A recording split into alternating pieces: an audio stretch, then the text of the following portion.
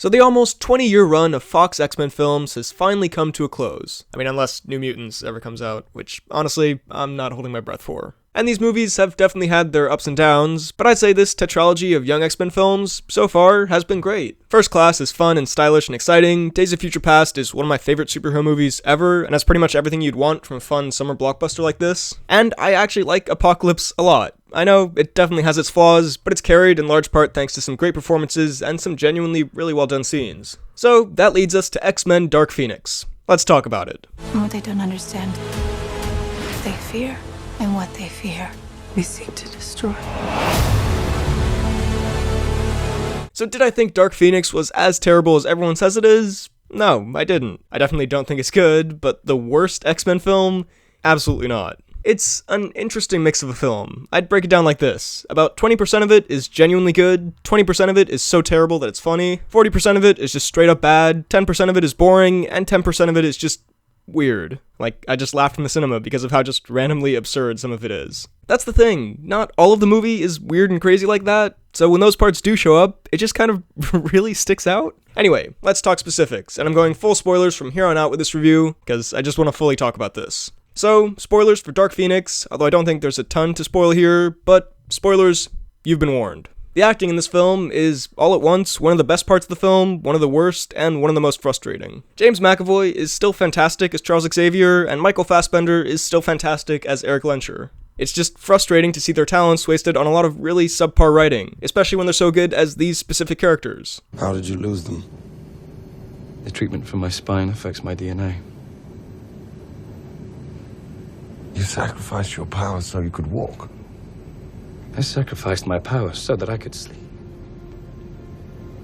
The rest of the performances range pretty wildly in quality. I mean, I know it's kind of an overdone criticism at this point, but Jennifer Lawrence really just does seem bored this whole film, and she's not even in it that much. Which, I mean, that level of performance is kind of disappointing. I mean, Jennifer Lawrence can act, she's not even in the film that much, and she's getting paid presumably a lot of money to be in this. You couldn't just, I don't know, not seem like you couldn't wait to get off set the entire time you're on screen. It just kind of took me out of it and was a bit disappointing. And I didn't even think it was that noticeable in the last film when a lot of people were complaining about it. But here, yeah, that kind of disinterest definitely comes across. Evan Peters is fine as Quicksilver, although we basically saw all of his stuff in this film in the trailers. I'm not really sure why they wrote him out of the story, because it felt very clunky. Like, did they not know how to utilize him better in the later parts of the film? Because I feel like you could have found a better way to get him out of it then. Or did Evan Peters have to go film some other movie? It really felt like on a TV show, where they kind of just write out a character because that actor has to go film a movie somewhere else. Also gave me some major Channing Tatum and Kingsman 2 flashbacks. Alexandra Shipp was fine, Cody Smith-McPhee was pretty good, Jessica Chastain was surprisingly bad. Maybe it's because her villain character is very generic and not well written at all, but her performance wasn't convincing or intimidating at all. And then Nicholas Hoult, Sophie Turner, and Ty Sheridan are interesting cases, because they're all really good actors, or at least I've seen Nicholas Hoult and Sophie Turner be great in other stuff. Ty Sheridan is usually just kind of pretty solid in most of the things I've seen him in. But in this film, the quality of their performances changes from scene to scene. There's some scenes in this where these three are great, and then other scenes where they're awful. The scene between Charles and Hank at that table is not only really terribly and awkwardly edited, but Nicholas Hoult is terrible in that scene, which is bizarre since he's a good actor, even in other scenes in this film. And same with Sophie Turner. In some scenes, she's actually quite good, and in others, she's worse than she was in the last film.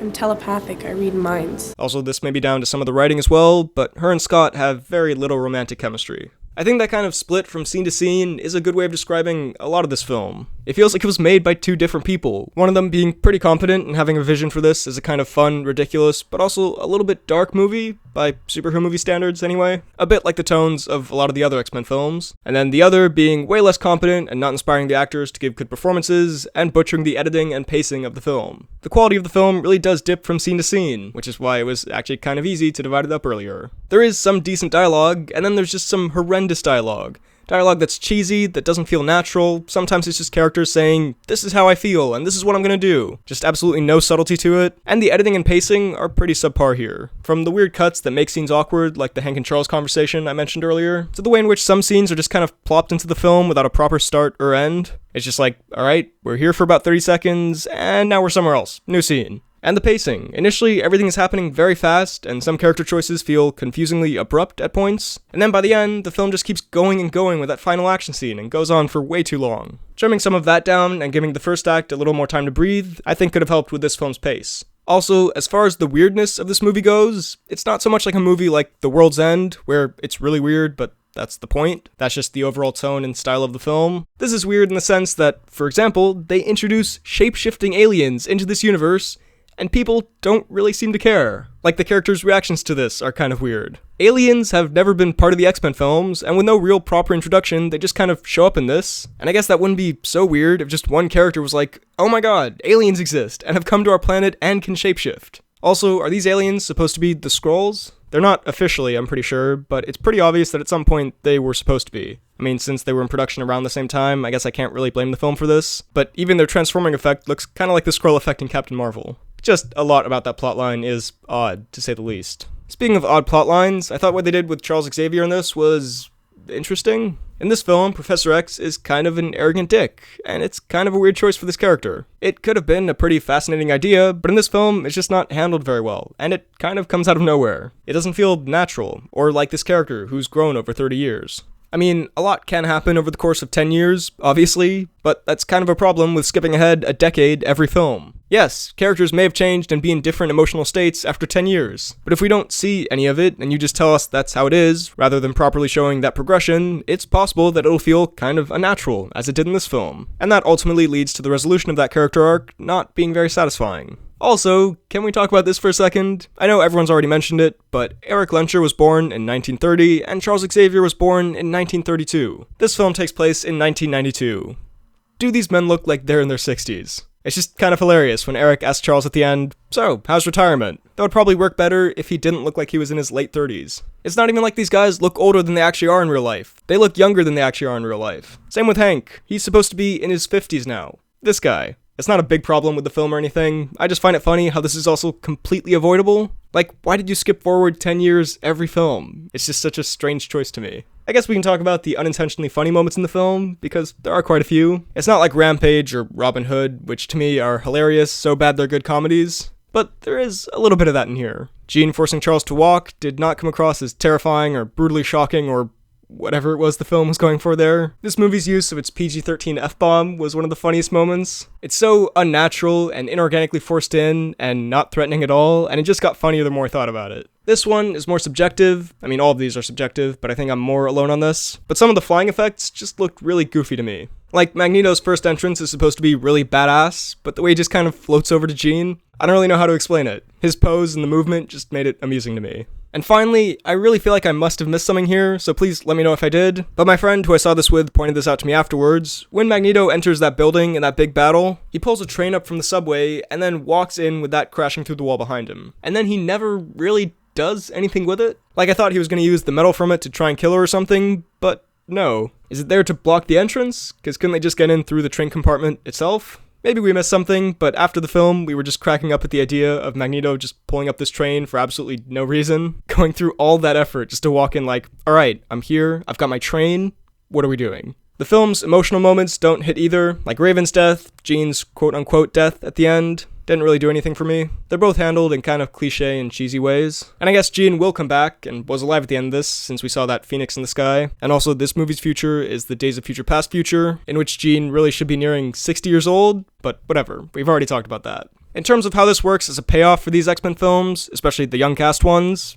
I mean, it definitely is disappointing, but I don't think it's horrendous. When Eric brought out that chessboard at the end, part of me thought, yeah, of course they're gonna play chess to finish this off. What a surprise. But another part of me was like, well, I guess it is kind of a fitting end for these characters. It is in character and something they're known for doing. The actual ending of this film wasn't great, but it could have been worse, I guess is my point. I will say, something that I surprisingly really liked about this was the action. Not all of it was great, and again, that final action scene does go on for too long, but generally speaking, there is some pretty great stuff here. The scene towards the start with the space mission was a fun idea, and I thought was quite well executed, and the visual effects in that scene were pretty amazing. That's something else. Again, not for the whole film, but for a lot of it, the visual effects were actually quite good. And the final action scene has a lot of awesome moments sprinkled throughout. A lot of the Magneto moments I thought were some of the coolest uses of those powers in an action scene we've ever seen. Nightcrawler got some really great moments. Again, there is some stuff in that finale that's quite dumb, but on the whole, the action was a lot better than I was expecting. There are some things I didn't love in it though. For one, the power levels of different characters and who's more powerful than who can be confusing sometimes, and that leads to it being hard to get invested in certain fights. I also don't understand why they didn't use the X-Men movie theme here, which is a theme I actually really love. Like, not once, at any point in this film. I'm not really sure why they did that. I feel like it would have made some moments, like for example, all of the X-Men standing up on the train at the end, ready for the fight, a lot more impactful, especially given that this is the end of this series of X-Men films. Also, one of the few visual effects that I thought was quite subpar in this was the Quicksilver effect. So, not only was he barely in the film, and there wasn't another Quicksilver action scene, which are arguably some of the most beloved scenes in these latest films, but that slow-mo effect looks somehow cheaper now than it did 5 years ago. I guess the budget went to something else, but considering how impressive that CGI was the first time around, especially, the fact that in that showdown with Jean it looks more like something from The Flash was disappointing. Okay, it's not on that level of CGI, but still, it wasn't as well done as I was expecting. Also, these X-Men costumes, while they're not in the film a ton, are really bad and really cheap looking to me. Like, you can do cool looking comic accurate costumes in live action. Look at the MCU. I feel like here they went halfway. They wanted comic accurate but didn't commit to it, so we just end up with this.